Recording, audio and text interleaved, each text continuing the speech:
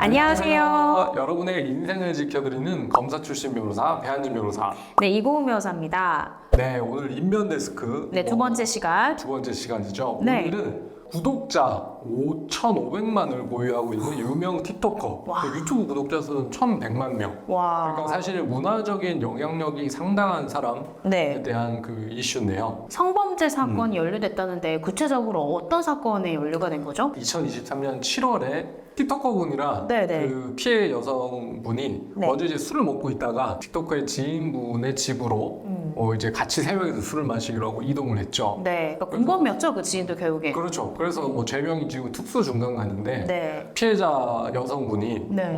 이제 술에 만취해서 그 촬영이 이미 들려가지고 깨어난 것 같아요. 네, 네. 그래서 깨어나 보니 두 남자가 자신을 이제 강간하고 촬영을 한 것 같다는 느낌이 들어서 이제 신고를 하신 거죠. 맞습니다. 그래서 경찰관이 현장에 출동해서 문을 이제 개방을 하려고 했는데도 협조하지 않아서 네. 문을 뭐 강제로 개방했다고까지 알려져 있습니다. 맞습니다. 이 사건 결국 서울 강남경찰서에 수사를 맡았는데요.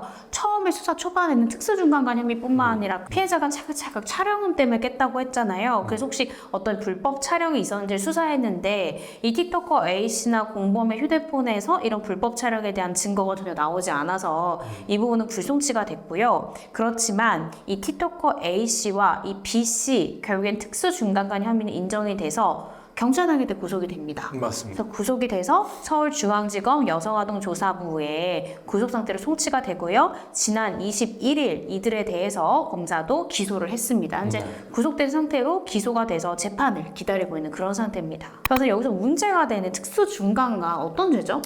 성폭력 처벌법, 네. 성폭법이라고 하는 법률에서 규정을 하고 있고 두 명 이상의 사람이 어떤 피해자를 강간한 경우에는 무기징역 또는 징역 7년 이상의 징역에 처하고 있죠. 그래서 네. 장량 감경, 그러니까 판사님이 임의로 2분의 1을 깎아주는 그런 감경을 받더라도 3년 6개월 이상의 징역형에 처하기 때문에 집행유예가 불가능합니다. 그렇습니다. 징역 3년 이하가 돼야만 집행유예가 붙을 수 있는데 이 사건은 한 번 감경을 받는다 하더라도 결국 3년을 초과하기 때문에 집행유예는 기대하기가 어렵다. 그렇죠. 네, 근데 지금 이들이 혐의를 인정하나요? 지금 수사 단계에서는 네. 상호 합의하에 그 성관계를 했다. 네. 그 말인즉슨 이제 상대방이 침신미약 상태에서 동의를 한 것이 아니라 네. 어떤 의식이 있는 상태에서 상호 합의하에 2대1 성관계를 했다라고 주장을 했지만 네. 검찰에서 믿지 않은 것으로 보입니다.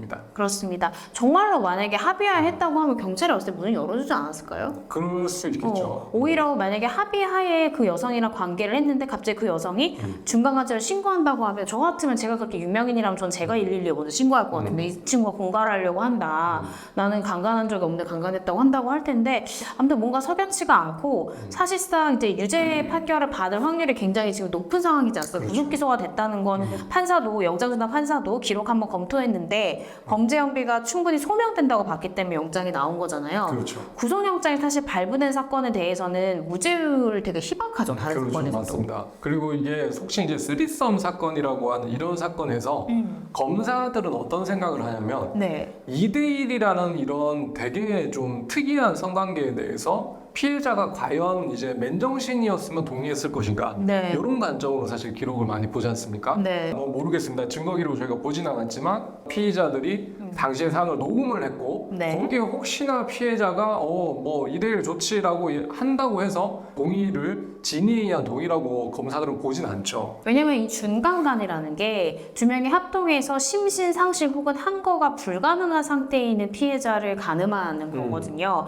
근데 여기서 많은 분들이 이게 술에 많이 취해서 심신상실 된다는 의미를 막 떡실신해서 그렇죠. 거의 숨만 쉬고 눈을 못 뜨고 아예 그런 사람만 생각을 하시는데 그게 아니라 요즘 법원에서 보는 심신상실 항거불능의 상태는 정상적인 성적 결정권, 자기결정권을 행사할 수 있을 만한 상태였는지를 봐요. 즉 정말 떡실신돼서 아무 의사도 표명할 수 없는 그런 상태까지는 이르지 않더라도 이 사람이 정말로 술에 취하지 않았더라도 여러 맥락상 충분히 이 남자와 성관계에 나아갈 수 있을 만한 사정까지가 인정이 되어야 무죄를 받을 수 있습니다.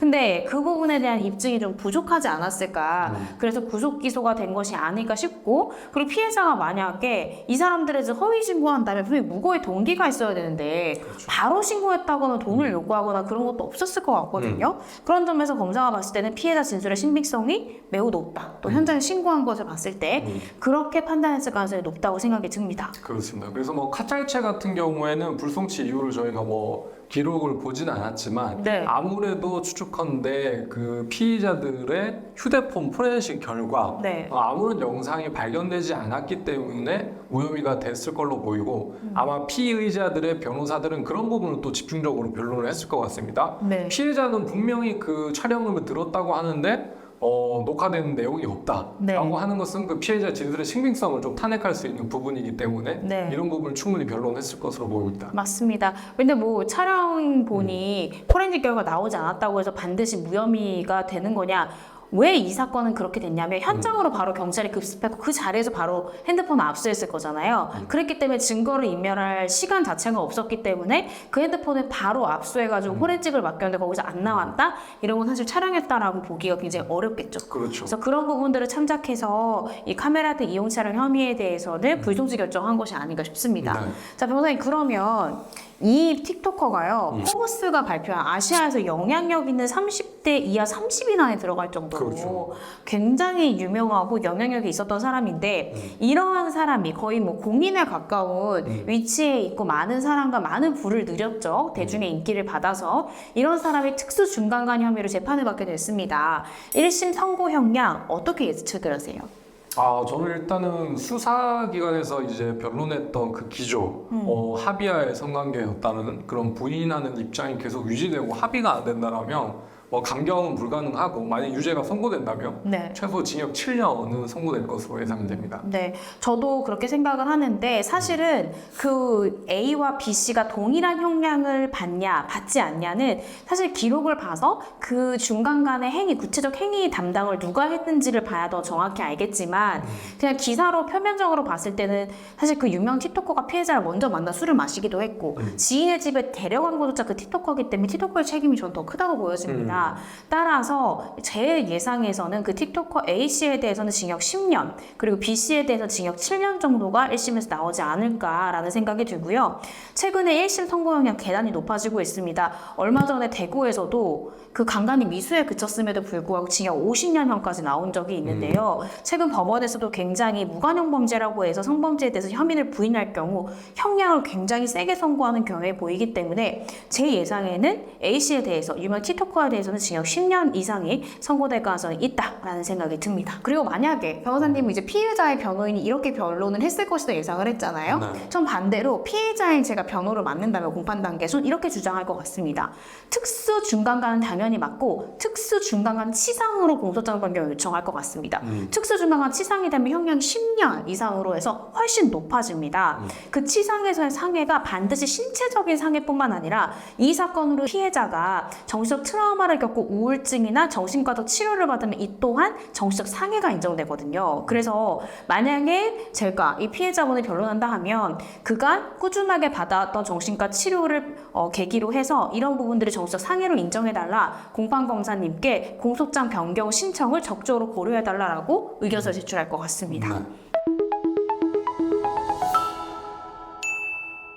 네, 이상 인변 데스크였습니다. 다음 주에도 저희들 화나게 하는 뉴스를 골라서 한번 찾아뵙도록 하겠습니다. 이상입니다.